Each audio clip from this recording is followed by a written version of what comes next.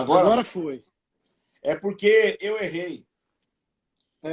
Eu fui trocar a rede, saí da Wi-Fi da minha sala para do meu escritório e causei esse problema todo. Mas vai ser bom igual. Pena que a minha parte entrando com a sobrepeliz verdinha. É sobrepeliz que chama isso aqui? Como é que chama isso aqui? Estola. Estola! Ei, mistério! Só que essa aqui é do tempo comum, né? É do tempo comum. Eu não tenho a de agora. A de agora é qual? Tempo comum. Até o advento, tempo comum. Ah, então eu tô na bênção. Ah, então eu vou ficar. Você sabe que Agora eu tô na unção, querido. quando eu vi aquela sua foto na Anglicana de túnica e estola, que você tava assim, ao Eu mesmo tava com tempo, essa, ó. exatamente. Você tava, ao mesmo tempo, se sentindo assim bem, mas ao mesmo tempo estranho. Então tava com aquela sensação assim, digo, nossa, ficou muito engraçado. Esse Agora, sou eu. com essa sua barba, você fica legal com aquelas coisas russa, ortodoxa. Aí Ah, já combina mais. pensou? Aquele chapéu, assim, aquelas cruzes, tal, de ouro. Bah! Ia ficar muito massa. Ia ficar engraçado. Ia ficar legal. Ia combinar. Bom, vamos trabalhar. Olha só, gente. Bora. Para começar, a primeira coisa que eu quero dizer é o seguinte. Que eu tenho raiva dos irmãos católicos. Porque os irmãos católicos não fazem o que tem que fazer. Que é o quê? Traduzir esse livro aqui para o português. Esse aqui é um dos melhores livros de escatologia que existe na história do planeta. Ele é do Brand Peter. Eu não concordo com todas as conclusões dele. Mas, pô, eu não concordo nem comigo mesmo. O livro chama Jesus, a Tribulação e o Fim do Exílio. E para os irmãos verem, eu tenho só uma cópia, ou seja, piratation, porque eu nem achei para vender. Mas esse aqui é um dos melhores livros de escatologia que nós temos. E é escatologia católica. Ele escreve, o Ben Peter, ele escreve, matéria tem em português esse Jesus e as raízes judaicas da Eucaristia. Tem aquele do Deus Noivo. Ele tem livros maravilhosos, né? Ele é muito amigo do Scott Hahn, aquele irmão que tem o dom de evangelizar evangélico e fazer eles virar católico, né? É a história dele, né? É a história dele, né? É a história dele. Bom, então, como você sabe, daqui a alguns dias eu vou fazer uma masterclass, eu vou falar sobre o fim do mundo, né? Que é um assunto, assim, tá sempre em alta. E aí, e a China, e é isso, e aquilo, aquele outro. Mas eu queria gente de peso para começar, não estou falando de barriga, mas de autoridade intelectual, para começar a falar e fomentar entre os irmãos essa necessidade de pensar sobre essa área da fé. E eu queria começar essa série de lives e de entrevistas que eu vou fazer com você, meu amigo. Queria te ouvir explicar um pouco sobre a escatologia católica, já começando dizendo que, penso eu sempre pensei isso, que a escatologia católica era amilenista. Eu sempre pensei isso. E assim, eu nunca estudei, mas por que eu pensava isso? Por causa de Agostinho, por causa das cruzadas, eu tentava fazer alguma relação de escatologia com isso e concluía que a escatologia católica era mais amilenista, que você conhece muito bem os termos que a gente usa no evangelicalismo. Mas eu queria que você ficasse livre, ou seja, não ter esse negócio, não vou falar de Maria, não vou falar. Fala de tudo, tá? Eu quero te ouvir.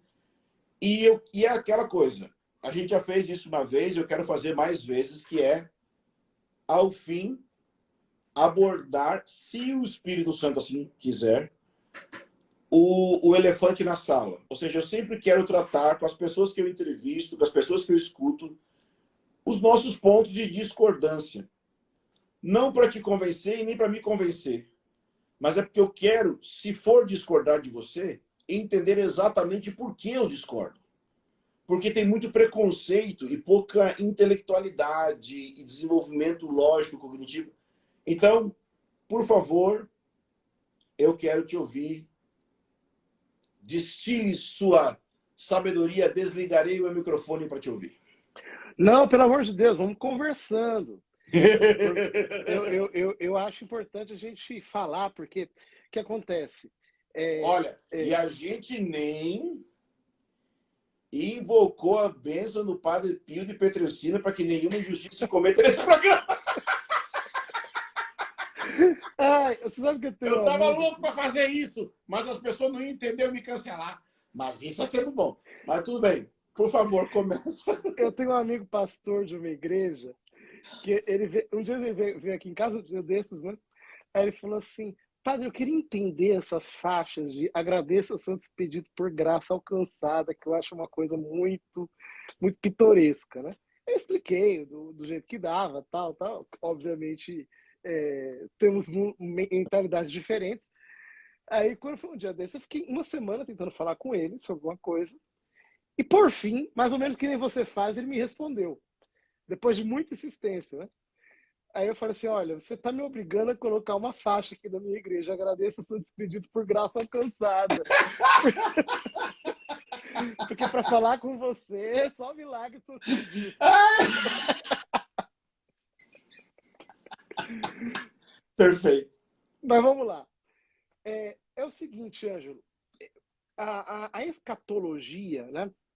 Tem muita gente católica aqui escutando e às vezes o pessoal não tem tanta intimidade com os termos teológicos.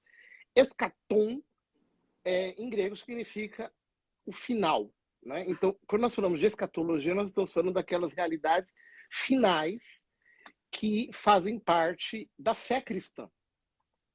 Então, a primeira coisa que chama muito a atenção é a seguinte, que crer nas realidades finais, ou entender o que a revelação divina tem a dizer sobre as realidades finais, é um elemento integrante do credo cristão. Não é secundário. Não é secundário. Então, a primeira coisa, é impressionante a gente perceber isso, por quê? Porque, às vezes, você vê que até nos tratados de teologia, a escatologia, pelo menos nos tratados de teologia dogmática, a escatologia está lá no final. É o último capítulo. Então, dá a impressão de que é possível viver sem prestar muita atenção nisso.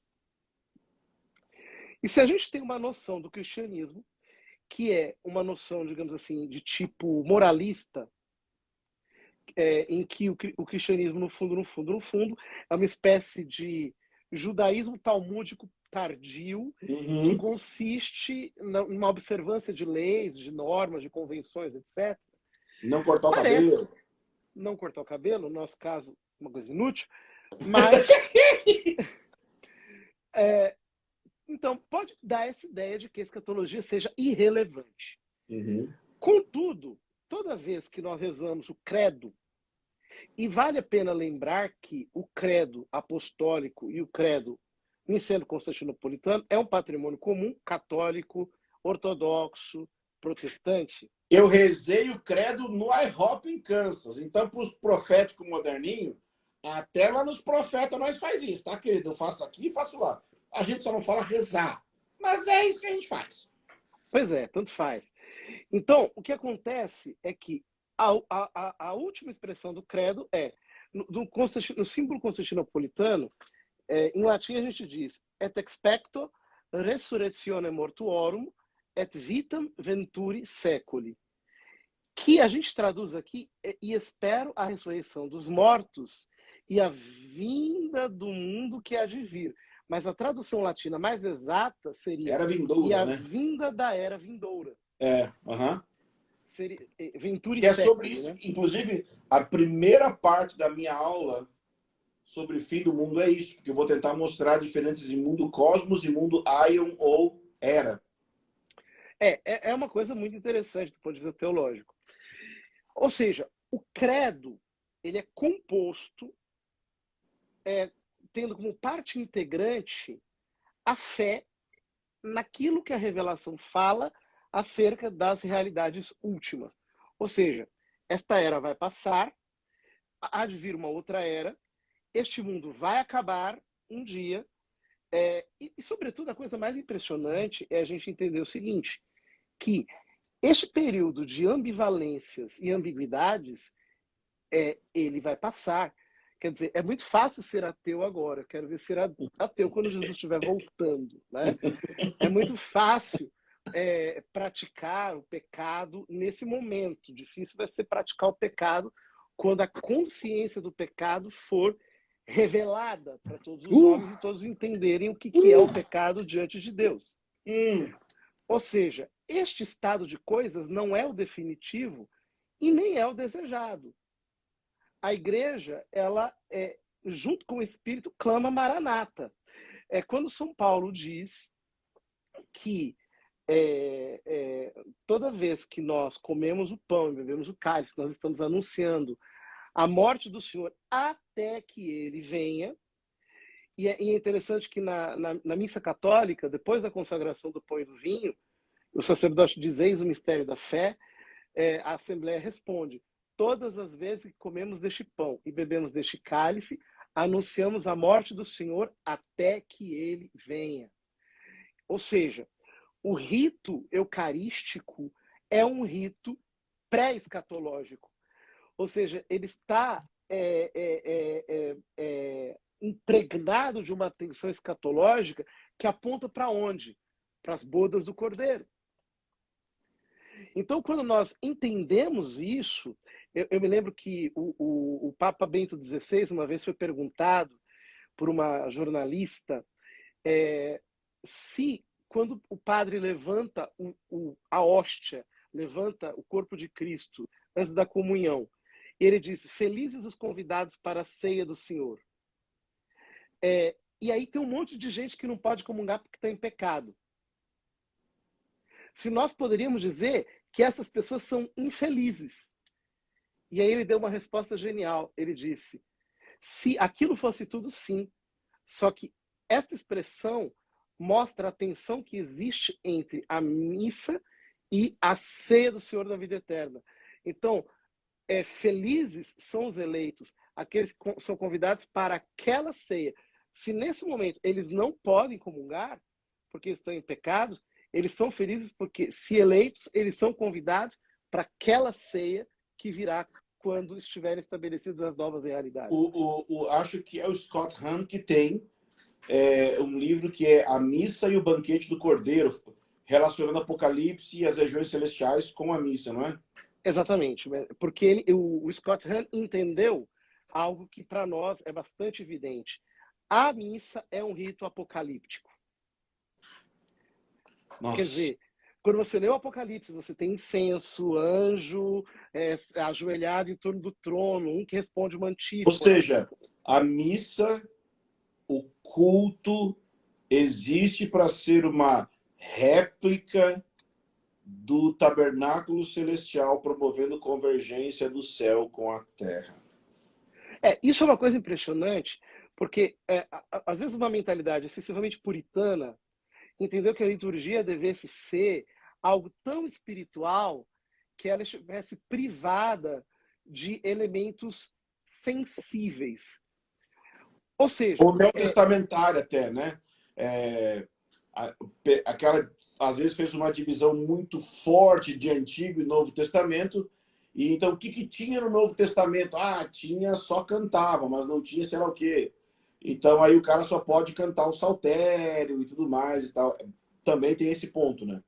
Por exemplo, quando, na verdade, as liturgias elas são evidentemente mediadas culturalmente, etc., mas quem diz que o céu é privado de realidade sensível, inclusive segundo a Escritura? Quer dizer, existem elementos que são alheios e que eles acabaram penetrando no cristianismo. Agora, por outro lado, se as realidades escatológicas fazem parte do credo, alguém poderia pensar o seguinte: elas fazem parte do credo, mas elas são uma espécie de pós-graduação. Ou seja, você não precisa entrar para a igreja sabendo disso. Só que, inclusive, você veja que aquilo que comumente se chama de querigma no Uhum. jargão católico e evangelho no jargão protestante E a mensagem evangélico, católica, né?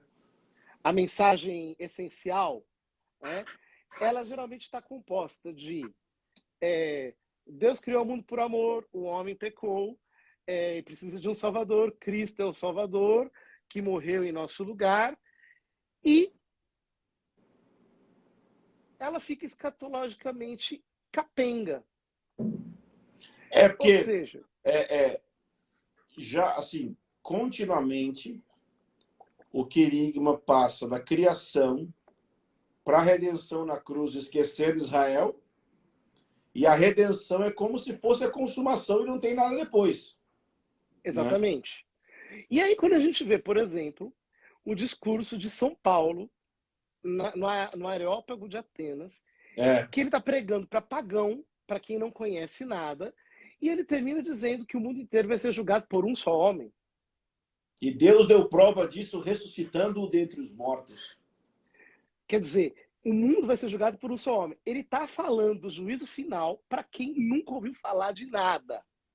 E se observar, ele nem deu saída de perdão para eles em Atenas.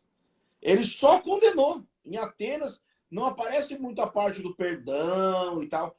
Ele só fala assim: Deus criou o mundo, ressuscitou esse cara e vai julgar.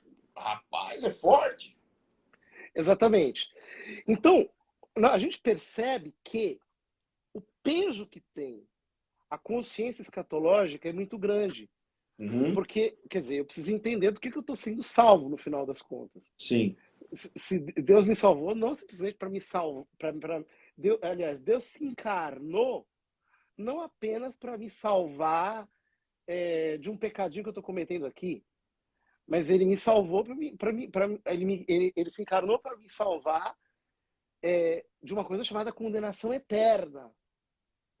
E que é algo que nós, nesse tipo de evangelho moderno, nós queremos o tempo todo ligar o botão, aliás, desligar o botão do contraste. Você desliga até o máximo, então não existe contraste. Está tudo valendo, tudo valendo, tudo valendo, não tem condenação.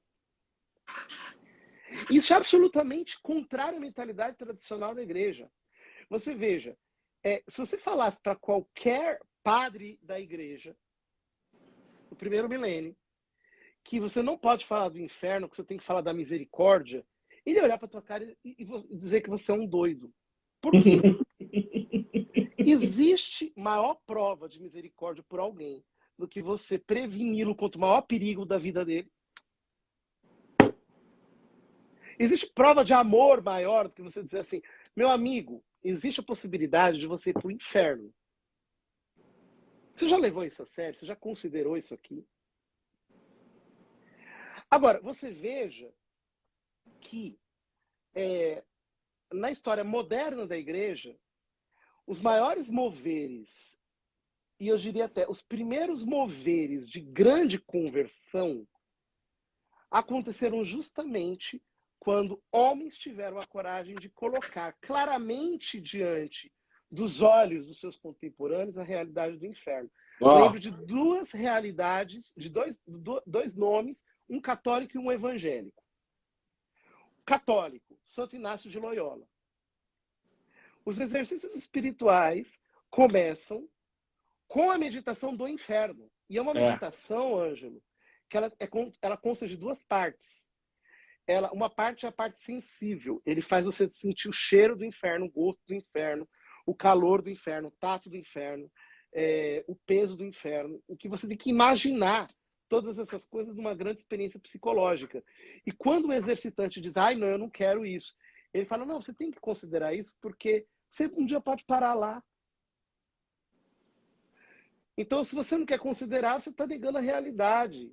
Se você pode parar lá, significa que você... E veja que os exercícios espirituais não são para pessoas que vão crescer na vida espiritual. Que É para quem ainda está se vão. convertendo agora. É para o fulano que foi tirado da rua. Então ele faz o cara meditar no inferno como primeira verdade a ser considerada. Porque você tem que entender do que Cristo está te salvando, cara. E o outro exemplo claro disso é o famoso sermão do Jonathan Edwards, Pecadores debaixo da mão do Deus irado, em que ele fala da realidade do inferno e aquilo desperta cria um despertamento espiritual. E que todo mundo começa a se arrepender, todo mundo é movido por arrependimento. Alguém, claro, quem é naturalista e psicologista sempre vai fugir pela tangente. Então eles vão dizer, não, mas isso daí é um evangelismo baseado no medo. Você está aterrorizando as pessoas e elas estão debaixo de medo.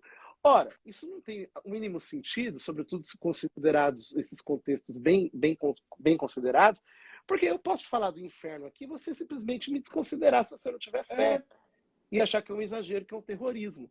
Mas o que aconteceu com esses homens é que eles falaram da realidade do inferno e o Espírito Santo atestou no coração daquelas pessoas.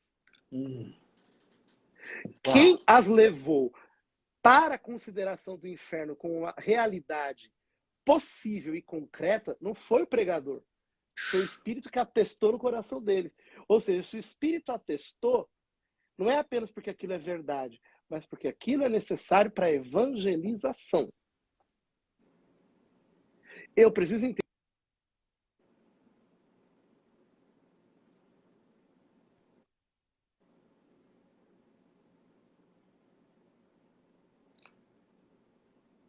Vindo. Agora sim. É que houve uma pessoa tentou me ligar, embora o meu botão aqui de não perturbe esteja ativado. Mas, enfim.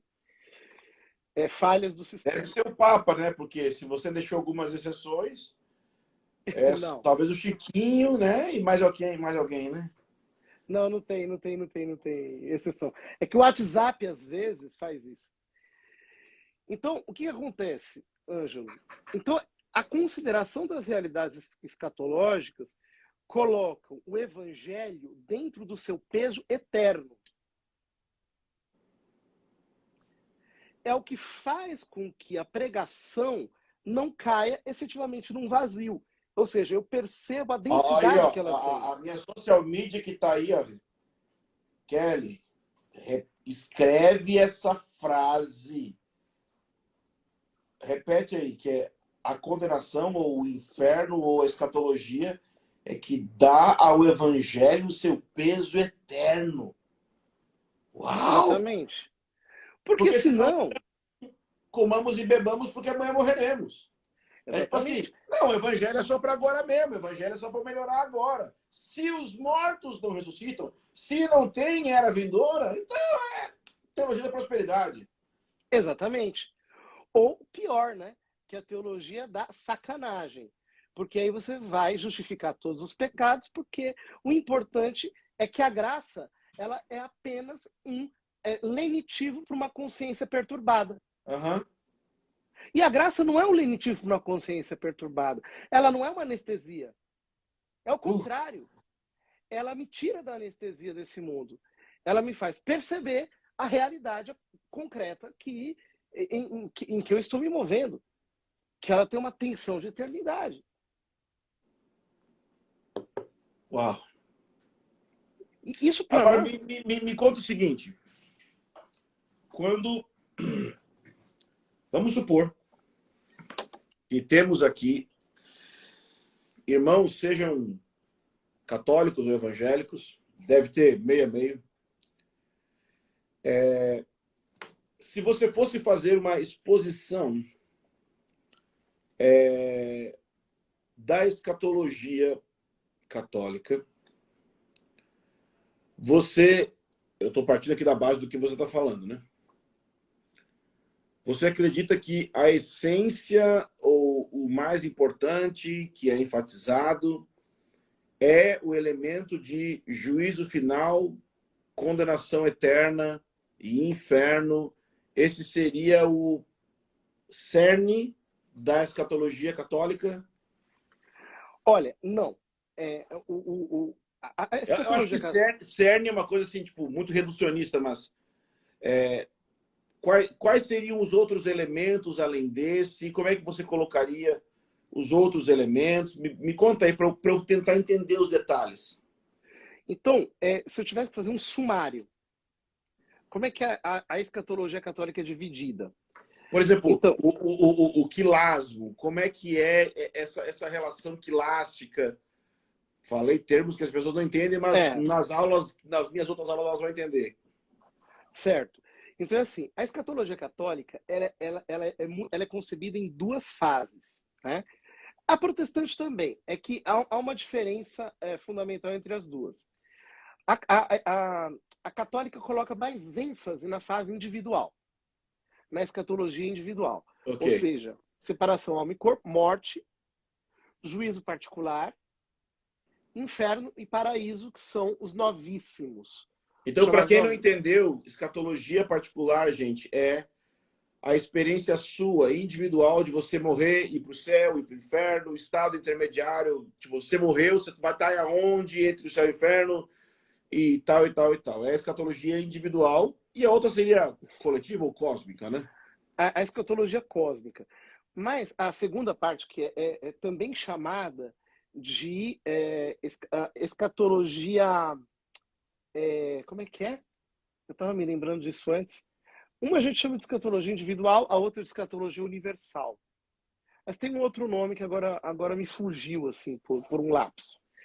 A escatologia universal, da parte católica, é mais econômica. Por quê? Primeiro, que ela é plural, então ela tem um monte de hipóteses. Tem Ou seja, hipóteses. dentro do catolicismo existem mestres que podem ensinar linhas diferentes. Exatamente. Uhum. E além disso, além de ela ser muito plural, como você imagina o seguinte: você tem uma igreja de 2000 e poucos anos. Novinha, tá novinha. O que já teve de gente marcando data, fazendo roteiro, Ah, é, vocês já dan- tiveram esses burros também? muito, Ah, fazendo, do nosso lado aqui tá dando, cheio. Tem gente que faz isso até dando, hoje. dando nome, CPF, RG, identikit.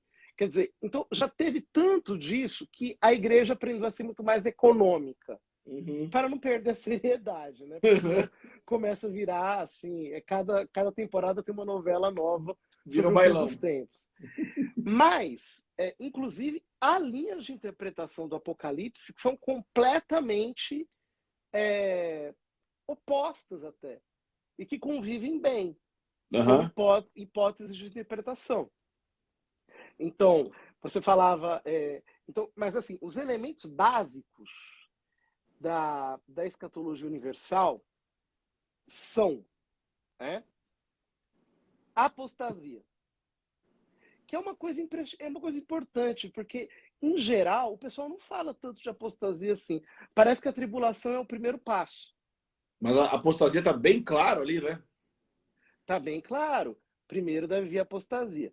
Então, apostasia, tribulação, parousia, juízo final e ressurreição. Mas o anticristo não é o Papa, não? Já, você sabia que essa hipótese já foi muito considerada por muitos católicos, inclusive? Isso daí não surgiu no meio evangélico. Aliás, é interessante você saber o seguinte, que o dispensacionalismo surgiu através de um padre católico. Sabia disso? Eu, infelizmente, não é que eu vou dizer.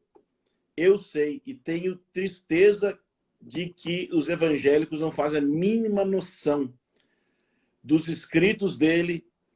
E como é que é o nome dele? Ele tem escritos que não é o Darby, o outro cara encontrou o Lacunza. Lacunza. E que quem encontrou os escritos dele foi Edward Irving. Foi Irving que começou a ler Lacunza. Então, irmãos, onde nasceu o dispensacionalismo? Na Igreja Católica, brother! Você não sabia disso? Pois Lacunza. é. Para Lacunza. Depois ele foi condenado. Tudo era um jesuíta, imaginam só. Os jesuítas eram os caras que estavam acima, assim, por cima da carne seca, né? teologicamente naquele tempo. Então, para você ver como... Eu tinha esquecido disso, também não lembrava. O padre Lacunza. Só que, claro, o tipo de milenismo dele foi condenado. Mas ele seria, assim, um dos primeiros na era moderna, sei lá se eu posso usar essa terminologia, a crer no milenismo mais prático, né? Sim, ainda que ele cria um milenismo muito militar. Uhum. Que era uma coisa que hoje para nós é muito chocante pensar a coisa naqueles termos, né? E de fato a igreja condenou. O primeiro dos milenistas foi aquele Cireço, se não me engano chama-se assim, que era um judeu no século I, um judeu cristão, daqueles judeus messiânicos que tinha. Aliás, eu estava vendo uma coisa muito interessante que o Santo Irineu contra no Adversos Héreses, que um dia São João Evangelista estava tomando banho numa casa de banhos que havia, entrou o Cireso dentro da casa de banho, o São João São João Evangelista começou a gritar: saiamos todos daqui antes que esse prédio caia sobre as nossas cabeças, porque entrou aqui um inimigo da fé. Meu Deus. Mas por quê? Esse cara foi o primeiro a professar uma doutrina que é a doutrina que haveria um Jesus histórico e um Cristo eterno. Seria o Ben David e o Ben Yosef. Filho de Davi e filho de José. O filho de José é o que sofreu e o filho de Davi é o que vai reinar. Só que esse cara, ele pregava que haveria um reinado milenar de Cristo, mas que ia ser um reino de muita sacanagem. Assim, pensa o seguinte, a ideia que o pessoal faz do inferno, que o inferno vai ser um grande carnaval, uma rave. O pessoal acha isso, né? Hoje em dia acham que é rave, mas antigamente achavam assim, que era uma espécie de matinê assim, do carnaval. Os call beats. Exatamente. Esse cara achava que o reino milenar seria assim. Então, obviamente, a igreja condenou. Aliás, era uma coisa. O milenarismo carnal é uma coisa tão grotesca que não tem nem como sustentar, né? Já o mitigado foi condenado mais recentemente, que é esse militar, etc., que foi sustentado pelo padre Lacunza. É interessante que o padre Lacunza, na época dele, ele foi traduzido para o inglês pelo Irving, ele traduziu, tornou o padre Lacunza conhecido, mas depois todo mundo esqueceu do padre Lacunza. E ele começou... Só para vocês entenderem, irmãos, Edward Irving foi o cara que promoveu reuniões de oração, onde uma mocinha teve uma visão, e nessa visão ela dizia que teria um arrebatamento secreto, e foi daí que surgiu a doutrina do arrebatamento secreto, dos escritos do padre Lacunza, com as reuniões do Edward Irving. Infelizmente, o Irving, no meio do ministério, se levantou no púlpito e disse: eu sou o Cristo. Deu um probleminha. Pois é. Aí, no começo do século XX, justamente pela proximidade do final do segundo milênio, começou a aparecer todo tipo de escatologia de um lado para outro, e aí começaram a pregar na Igreja Católica o milenismo do padre Lacunza. Essa coisa militar que ia vir, etc. Tal. Imagina, com Hitler quase subindo na Alemanha, Mussolini, os demônios tudo solto. A igreja, obviamente, mandou censurar. Falando, vocês estão doidos, não sei. Melhor não falar sobre esse assunto e assim por diante. Mas as outras versões do milenismo, como aquelas de Santo Irineu, etc. tal, elas não foram formalmente condenadas pela igreja, não. E existem vários outros que professam algum tipo de milenismo, tipo espiritual, assim por diante mesmo, entre os padres. Agora, você crê que uma vez que a história, ainda que não seja cíclica, mas o ser humano o é nos seus pensamentos, você crê que a gente pode estar chegando num tempo onde vão ter pessoas que vão apelar para uma coisa assim mais militar do cristianismo? Porque eu estou te perguntando isso baseado num fato. Uhum. Um ex ou um suposto ex-muçulmano convertido ao cristianismo escreveu alguns livros com um conhecido meu. Mas daí esse meu conhecido falou assim, ó, acho que é melhor a gente afastar desse cara, que ele tá falando algumas coisas estranhas, e aí todo mundo afastou. Uhum.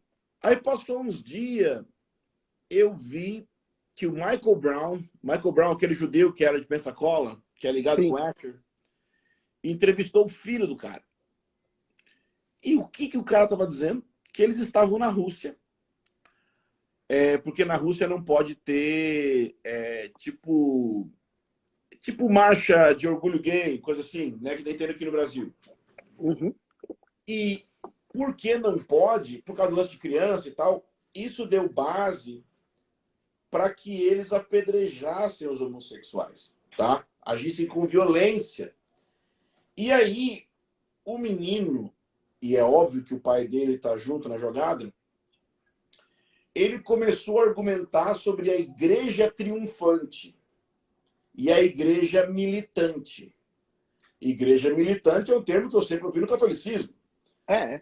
Só que o que ele quis dizer com militante é tipo assim, o esquerdismo está chegando e nós vamos se armar e nós vamos atirar porque nós vamos estabelecer o reino e nós vamos trazer o reino. E aí, assim, eu não acreditei que no século XXI, em 2019, eu acho aquilo lá, tinha alguém usando da linguagem das cruzadas para dizer que tinha que fazer as cruzadas de novo. E aqui eu abro um parênteses para expressar minha ignorância. Meu irmão acabou de publicar, acho que você deve ter visto, né? Porque quem não sabe, meu irmão, ele é o dono da Biblioteca Católica, então ele publica clássicos da tradição católica. E ele publicou sobre as cruzadas. Eu não entendi nada. Não que eu não entendi, assim, eu nem li para entender.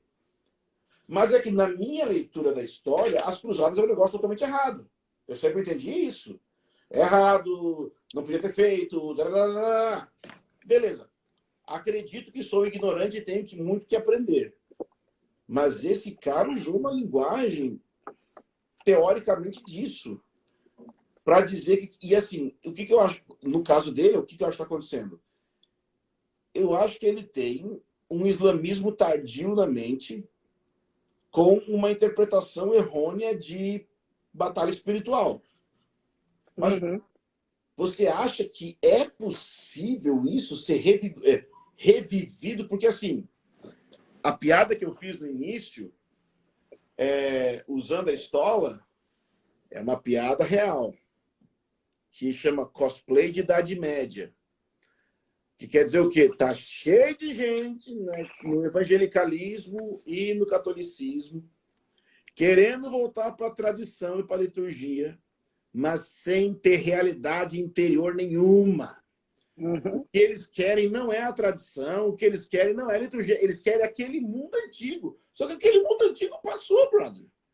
Nós estamos chegando perto da volta de Jesus, não vai voltar para o mundo antigo.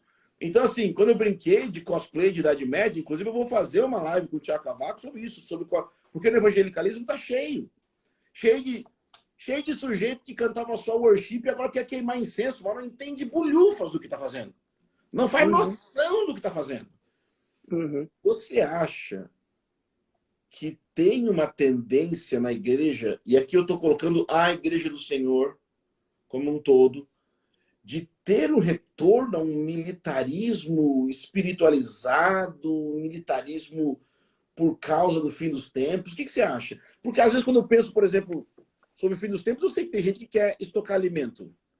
Mas assim, que é os preps, né, lá dos Estados Unidos. Só que o mesmo cara que quer estocar alimento, ele quer também estocar arma. Eu conheço um cara semi-pseudo-judeu messiânico que ele, assim, conhecia, nem ando mais perto do cara. Que na fazenda dele, onde eles vão, teoricamente, se esconder, tá cheio de arma. O que você acha disso? Meu Deus, te joguei numa fogueira. Não. Ângelo, tranquilo. Eu acho assim, que nós não podemos duvidar de nenhum tipo de loucura que possa ser inventada pela mente humana. Porque o ser humano é capaz de fazer conexões das mais loucas. Assim, veja bem, acho que a gente tem que desambiguar algumas coisas. Eu acho uma grande injustiça a gente ler a história com a hermenêutica de hoje. Anacronismo, né? Anacronismo. Então, você imagina, hoje, guerra é uma coisa completamente diferente do que era guerra no tempo dos cruzados. Eu vou te contar um fato muito interessante. Santo Inácio, ele era militar. E ele era militar bem aguerrido. Então havia ali em Navarra uma luta, uma guerra local dos franceses para levarem o governo de Navarra para a França. E Santo Inácio foi defender a Espanha. Na guerra, ele era, obviamente, ele era um capitão, ele era o que mais lutava, era uma coisa, ele lutava muito, ele era um guerreiro desses tremendos. E o exército inimigo atirou com um canhão na direção do Santo Inácio e derrubou o Santo Inácio. O canhão, a bala do canhão e o muro que caiu na perna dele esmagaram a perna dele. Os franceses pegaram o Santo Inácio, levaram para a casa deles, cuidaram de Santo Inácio, trataram da ferida como se fosse um soldado deles. E o chefe do exército falou, não, eu quero cuidar pessoalmente, porque, olha, a minha alegria seria combater ao lado de um homem como o senhor, valoroso guerreiro, né? Etc. Os dois fizeram amizade, grande amizade mesmo. E quando ele terminou a convalescência dele, houve uma grande dificuldade dos dois se separarem, né? Os dois foram se separar, e aí Santo Inácio virou para ele e falou assim, mas você sabe, né, que se a gente estiver em guerra da Espanha com a França, eu vou lutar com todas as minhas forças contra você. E ele falou, é claro, meu amigo. Tá. E os dois se cumprimentaram. Esta era a mentalidade. Abre parênteses. Eita, que é massa, que os negros eram homem de verdade. Continua, fecha parênteses. Agora, você veja, então havia lealdade, havia uma separação muito grande entre o que era pena capital, por exemplo, e homicídio. Então, quem era vítima de uma pena capital dentro daquele período?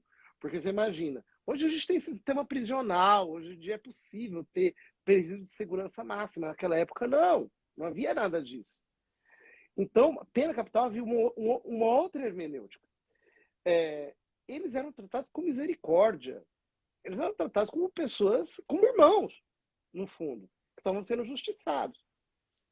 Por que é importante dizer isso? Hoje, quando nós falamos de guerra, gente, a força que um revólver tem não se compara de uma espada. Você não precisa ter arte para matar. Antigamente, um guerreiro, ele era um artista. Ele tinha que ser... cada guerreiro tinha que saber artes marciais. Então, veja, havia um conceito antigamente do campo de guerra. Então, havia lá o campo de guerra. Então, todo o pessoal da cidade não ia lutar qualquer um. Ia lutar quem quisesse. Não havia exército obrigatório naquele período. Exército de Estado. Não era assim. Para fazer uma guerra, o rei tinha que convencer todo mundo, ninguém queria ir. Quando ele ia ver quantos tinha. E depois o pessoal falou assim, vocês vão lutar lá no campo de guerra, vão brigar longe da gente, que a gente não quer saber de vocês. Era isso que era a guerra antigamente. Isso era um negócio muito mais humano, totalmente diferente. Agora, é muito fácil, né? Ontem me mostrava um vídeo muito interessante, né? De uma mulher que ela foi pegar um balde de água e ela foi levar roupa, ela colocou as roupas que ela lavou na cabeça, um balde de água do lado, outras coisas assim, montou numa moto atravessou um rio dentro da moto, atravessou do outro lado e foi andando sozinho. Isto é ser mulher. Não é colocar um salto 14 e sair andando na Avenida Paulista. Isso aí qualquer uma faz. Qualquer pessoa pode fazer isso, colocar, se fantasiar e bancar a mulher. Agora, ser esse tipo de mulher é fácil. Quero ver ser minha avó. Entendeu? Eita! O carinha colocar a roupa de guerreiro medieval, a máscara, é fácil, vai brincar de soldadinho, coisa de pré-adolescente. Agora, eu quero ver você ser um cara com aquela tez. Que isso não tem aquela virilidade, aquela hombridade, aquele valor, aquilo que Se chamar de conservador e litúrgico é uma coisa. Ter uma só esposa no coração é outra. Exatamente. Agora, e eu digo mais, hein, em relação a isso, né? O fulano que se arma, que há um fetiche por detrás Vou disso. pegar um livro para te mostrar, mas continua que eu tô te ouvindo. Há um fetiche por detrás disso, né? O fulano quer se armar, quer se sentir muito homem, muito macho, muito tal, o matador, o cara perigoso, o cara que se defende, etc. Tal. Se brincar, o fulaninho com uma faquinha bota medo nele, ele se esconde por debaixo da cama. Na hora H, na hora do perigo mesmo, ele não é muito capaz de fazer quase nada. Ele vai pular, ele vai correr. Então, eu digo, falar é fácil. É que nem essa turma aí que está falando contra os fascistas brasileiros que não existem. Né? Quando chegasse os verdadeiros mesmo, eles iam fugir, iam sair chorando, porque é fácil você lutar na base do fetichismo. É muito fácil você fazer isso. Eu estava procurando aqui um livro que é do padre, é um romance, é de um intelectual católico, do padre João, do padre... Eu sei o que você está falando. Padre Elias. Isso, do padre Elias. Eu estou vendo ele aqui na minha frente, tá? Do Michael Bryan. Isso, do Michael Bryan, nesse mesmo. Eu estou procurando ele aqui. Então, o que acontece? É 9h35. Eu quero saber, posso te perguntar o que você está imaginando que eu vou perguntar? Pode, o que você quiser. Qual o papel, na sua opinião, né? Eu sei que não é uma coisa fechada, absolutista, mas qual o papel do perennialismo como uma esteira ou um contexto para o anticristo? Uau, uma pergunta muito interessante. Por quê? O meu povo, grave essa daqui que agora vai, ó, pega uma laranja que vocês não têm digestão. Então, primeiro que você tem que explicar corretamente o que é perennialismo, né? Perennialismo é uma ideia de que haveria uma revelação primordial que teria sido feita no início da criação e que ela é transmitida como um conhecimento mais profundo, um conhecimento esotérico ao longo da história. Que todas as religiões têm um background comum. E que, no fundo, todas elas compartilham de um mesmo porão, digamos assim, que seria essa tal de filosofia perene. É perene a todas as religiões, né? É perene a todas as religiões e a todos os tempos. Isso é uma heresia. E dizer que é uma heresia é quase um eufemismo. É uma coisa muito pior do que uma heresia. É um demônio, é uma coisa demoníaca. Não é um erro teológico, né? É um diálogo infernal. É um tipo de ideologia, digamos assim, que ela ressignifica tudo aquilo que você imagina que é religioso e captura aquilo dentro de si mesma. Então é um negócio extremamente pandêmico, é uma coisa muito ruim. É um buraco negro, né? É um buraco negro. Então, eu acho assim, há uma solidariedade muito grande entre isso e a gnose. Porque a gnose, no fundo, é isso daí. Uhum. A gnose é uma doutrina secreta em que os homens acreditam que você tem uma revelação primordial, que ela subjaz a todas as religiões. No fundo é a mesma coisa. Né? Não é o ecumenismo. O ecumenismo supõe várias religiões, no caso do ecumenismo, várias igrejas cristãs. As pessoas não sabem a diferença de ecumenismo, macroecumenismo, diálogo interreligioso e uma cooperação entre as religiões. É tudo Exatamente. diferente. Tem tudo diferente, tem muitas nuances aí. É. Mas, digamos assim, boa parte de quem é cristão, que é mais tradicional, é contra o ecumenismo, né? Porque supõe uma espécie de indiferentismo teológico. E se é entendido assim, é errado mesmo. A gente já conversou sobre isso várias vezes. Esse Sim. tipo de comunismo não interessa para ninguém. Agora, o perennialismo é uma coisa muito pior do que essa. Porque o que ele supõe? Você tem que continuar evangélico, tem que continuar católico, outro tem que continuar judeu, outro tem que continuar muçulmano. E na porta dos fundos, nós professamos uma fé comum que transcende essas religiões. Então não é para ter ecumenismo, inclusive, é para você praticar aquela religião externa, mas fazendo atenção a uma que seria a revelação primordial, né? E isso é nefasto, porque o cristianismo não é simplesmente uma doutrina. O cristianismo é uma realidade.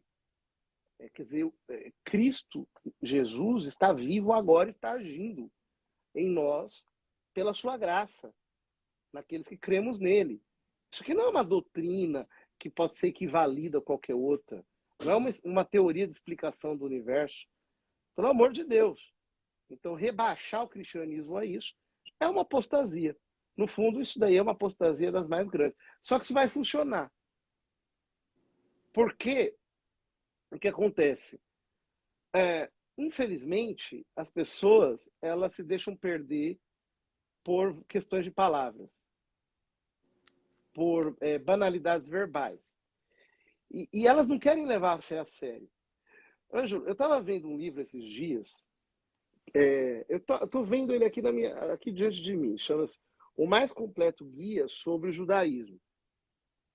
É escrito por um rabino americano que ele escreveu esse livro, e de fato é um livro muito interessante. Há um determinado momento que ele diz o seguinte: o cristianismo tem uma doutrina muito esquisita. E essa doutrina é a doutrina de que você é salvo pela fé. Ele diz, é uma doutrina muito esquisita porque,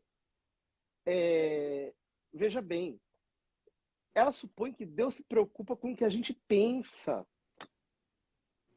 Ele fala, mas que coisa mais louca. Por que Deus vai se preocupar com o que eu penso? Ele sabe que a minha cabeça é oca. Deus se preocupa com o que a gente faz. Clássico judeu. Clássico judeu.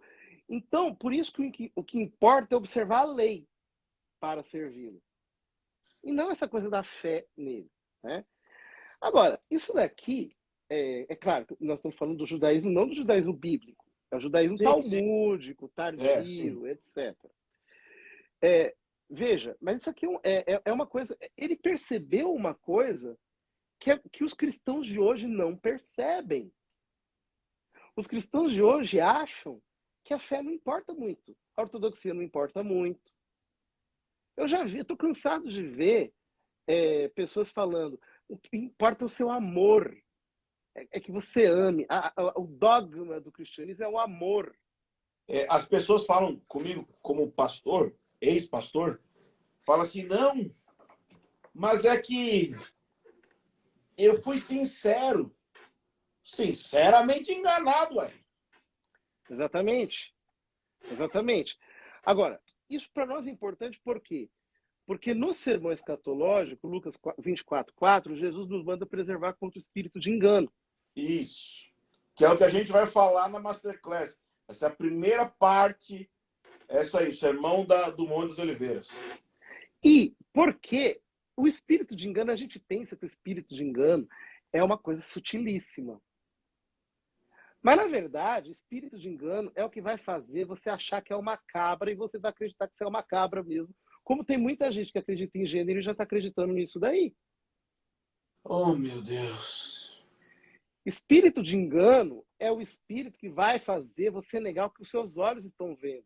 Espírito de engano é essa hipnose coletiva que a gente está vendo por aí, em que as pessoas estão chamando João de Maria, Maria de João.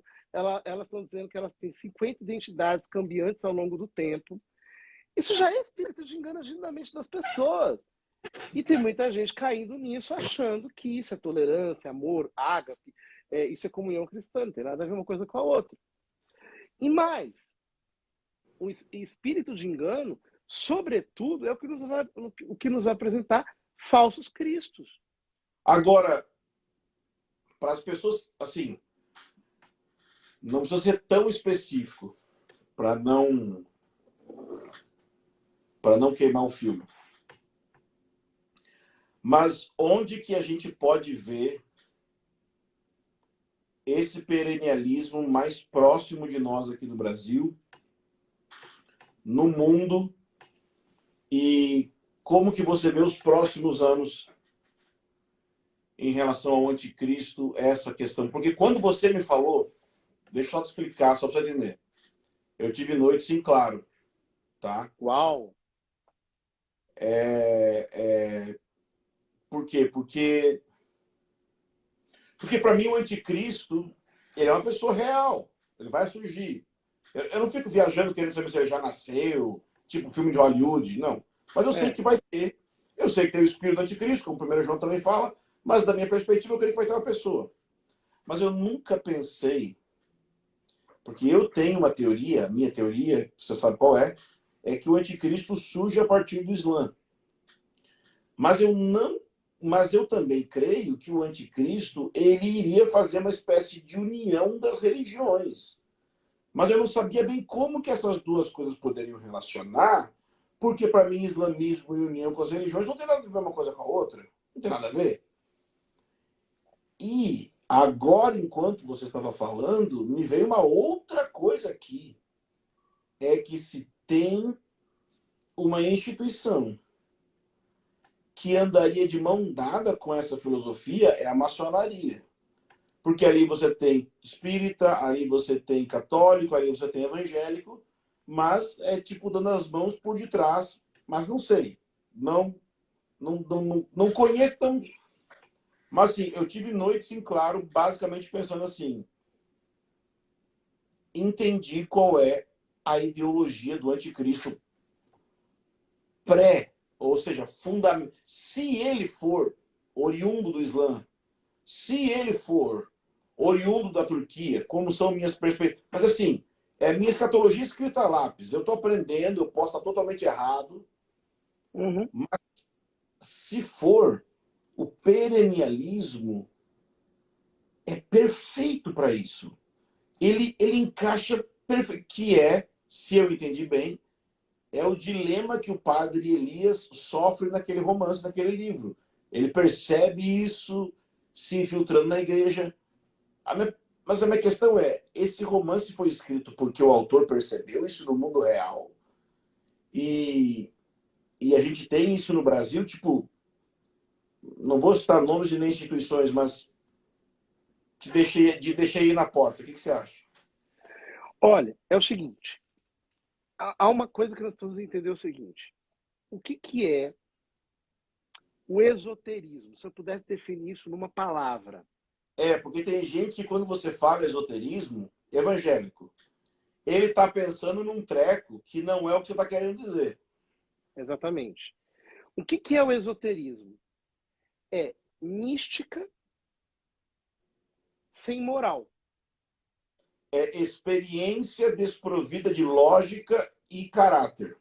Exatamente. Dizendo em uma linguagem mais contemporânea. Então, o Ou que seja, acontece? irmãos, ser pentecostal e não ter caráter. Se você não entendeu, você que rodopia, fala em línguas e não anda em santidade, você é candidato para isso que a gente está falando. Só que a gente está falando com palavra bonita. Continua, Então, brother. mas todo lugar. Então você imagina o seguinte: a fulana lá, que ela é, sei lá, né? Ela não quer compromisso nenhum com nada, não quer obedecer aos mandamentos de Deus, ela vai lá, faz um feitiço tentando obter favores de uma divindade. Isso é típico da mentalidade esotérica. Ou seja, Né? ela não tem nenhum tipo de relacionamento com Deus, mas ela vai numa campanha lá numa igreja que é grande, e aí ela pega óleo, rosas e tudo mais, e aí ela faz uma mandinga e tal. Exatamente. Então, esse tipo de mentalidade, ele existe em todo lugar. Não deveria existir para quem recebe autenticamente o evangelho. Por quê? Porque o evangelho, se for pregado corretamente, ele produz arrependimento. Uhum. Porque não tem como você anunciar a redenção sem você anunciar o pecado e o castigo. Porque a salvação está te liberando, está te libertando tanto da causa quanto do efeito. Está cortando esse jugo. Então, se o evangelho é pregado, o evangelho tem uma carga moral em si mesma. Não tem como anunciar o querigma e a pessoa continuar igual. Não tem como você anunciar o evangelho e a pessoa continuar igual.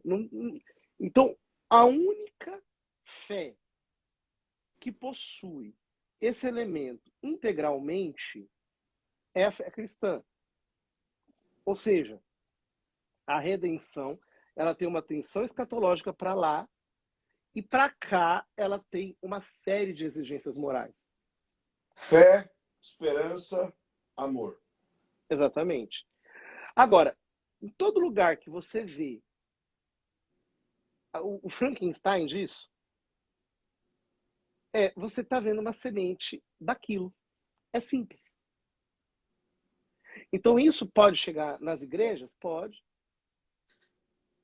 Uma noção decepada de evangelho? Pode. Em que você faz um self-service, você só apresenta os conteúdos positivos, uma mística sem moral. Mas isso não quer dizer que a pessoa necessariamente entendeu René Guénon e coisa assim de fato. Mas quem disse que é para entender aquilo? Aquilo não é para ser entendido. Cada vez que eu converso com você, eu só aprendo. Entendi. Ok. Aquilo é para ser praticado, não é para ser entendido. As Igual pessoas o que marxismo. quem entende mesmo tem que ser uma massa muito circunscrita. No mais, o que você tem que fazer é transformar isso numa prática de massas. Ou seja, todo mundo só está preocupado com um tipo de credo imagine, em que Sim, sim, sim. o importante é aquilo, é a utopia, é você imaginar um paraíso maravilhoso, etc., um mundo lindo, um mundo, etc. Tá todo mundo preocupado com isso, então você traduz isso em linguagem cristã, em linguagem islâmica, em linguagem judaica, etc, etc, etc. Uma das bandas que eu mais curto faz isso direto, né? O YouTube. Coexista. Pois é. Então, eu sou mais puritano que você, se brincar. Então, é engraçado, né? É uma inversão aqui. Mas a verdade, Ângelo, é que isso daí está sendo passado para nós a todo momento. Nós estamos pegando isso por osmose. Os cristãos, eles estão entrando na ideologia do anticristo sem perceber. Com a maior boa vontade, chorando, vivendo experiências emocionais. Isso é aterrorizante. Aterrorizante não é o que a gente chama de apostasia, é o que Deus chama de apostasia diante do evangelho eterno dele. Mais uma. Kelly, corta essa. Apostasia não é o que a gente chama de apostasia, é o que Deus chama de apostasia diante do Evangelho. Do Ai, evangelho ai. eterno. O Apocalipse fala, né? Que o anjo vem do céu trazendo o evangelho eterno. Isso, Por que o Apocalipse anjo 14, a precisa. 14, versículos 6 e 7. Por que o anjo precisa vir do céu trazendo um evangelho eterno? É porque acho que tem pouca gente que está pregando ele, né? Oh, meu Deus. Oh, meu Deus. Será que você pode orar por nós? Posso. E assim a gente encerra, né? Porque a gente já chegou aqui no... Não, eu não tenho mais para onde ir, eu tenho que orar. Ora, por favor, ora Amém. por nós, ora por todo mundo que está aqui na live. Irmãos, aproveitando, lembrando, dia 10, 11 de agosto, vou fazer uma masterclass de graça, chama Fim do Mundo, é para falar desses temas. Você entra no meu perfil, clica lá, entra no grupinho do WhatsApp e tal, você vai receber as informações e eu vou falar sobre isso. E se você quer participar também da Mascalim, de fazer parte da toda essa equipe que está sustentando o pensamento escatológico no Brasil, você vai ter oportunidade no fim dessas aulas. Mas agora eu preciso orar. Amigo, ora por mim, por favor. Ora por nós. Amém. Pai, tu sabes que o nosso coração está centrado em Jesus e que nós não queremos errar. Nós queremos conhecer a tua vontade, nós queremos conhecer a tua palavra com profundidade e nós te pedimos nesses momentos em que nós estamos vivendo de tanta desorientação, não nos deixa cair no engano. Ainda que nós tenhamos que escutar palavras duras, ainda que nós tenhamos que ficar sozinhos e não ser compreendidos por ninguém, ainda que nós tenhamos que compreender sem a possibilidade de podermos explicar para quem quer que seja, ainda que nós, entendendo tudo, não sejamos entendidos, nós não queremos cair no engano. Envia ao nosso coração o teu Espírito de verdade e faz-nos todos os dias beber da tua palavra com devoção, com espírito de fé e com obediência. Que a obediência nunca saia dos nossos lábios. Que a santidade da obediência ao teu nome, à tua palavra, nunca se distancie do nosso coração.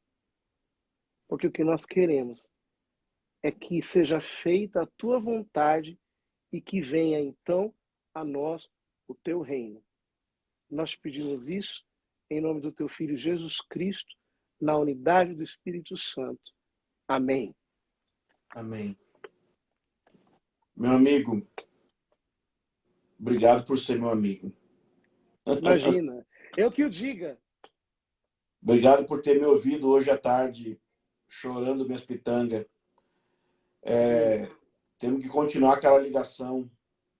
Eu preciso muito da sua amizade e da sua companhia de oração. E se os evangélicos não gostarem, os católicos não gostarem, eu te amo muito, cara. Você é uma pessoa muito especial para mim, viu? Amém. Você também, eu amo muito você, a sua família. Conheci todo mundo. Conheci a sua mãe, conheci o seu irmão, É conheci a verdade. sua cunhada, conheci a sua esposa, conheço todo mundo. Conheço muito vocês aí. Uma família muito interessante, uma É família verdade. muito... Uma família que é meio assim, o sinal do que vai vir aí, uma grande mistura de Deus. É verdade. E olha, nós estamos vivendo em tempos tão doidos. Com isso eu termino, hein? Sabe que eu estava dando uma aula numa universidade católica, eu fui expulso. Dei a mesma aula para os irmãos evangélicos, eles adoraram. Ou seja, não dá para entender mais nada do que está acontecendo, mano. Entendi mais nada. Querido, beijo do gordo. Outro para você. Tchau, tchau. Tchau.